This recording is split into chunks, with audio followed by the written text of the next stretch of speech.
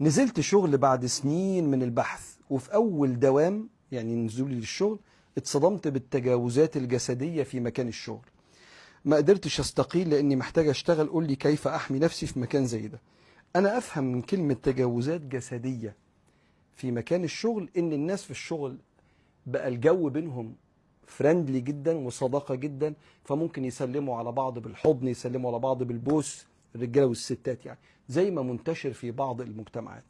وممكن يكونوا بيحضروا حفلات مع بعض فبيرقصوا مع بعض فبيحصل التجاوزات دي. ده اللي انا ممكن افهمه في الكوميونتي بتاع بعض الشركات. الكوميونتي اسف اللي فسد عن ما يرضي الله سبحانه وتعالى ورسوله، اللي انحل، انا اسف، عما يرضي الله سبحانه وتعالى ورسوله.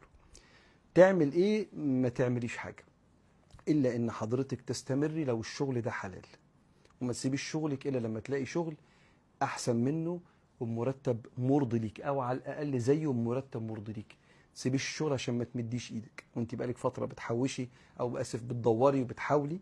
فمن فضلك اذا كان الشغل حلال قومي الكوميونتي او الاتموسفير او الانفايرمنت، البيئه اللي في الشغل على قد ما تقدري، وحافظي انت على نفسك من هذه التجاوزات، وكافحي عشان لقمتك الحلال، وصلي صلواتك في وقتها، واحتشمي في لبسك، وكأن حضرتك بتستدعي حديث النبي صلى الله عليه وسلم: بدأ الإسلام غريبا وسيعود غريبا كما بدأ، فطوبى أي الجنة للغرباء.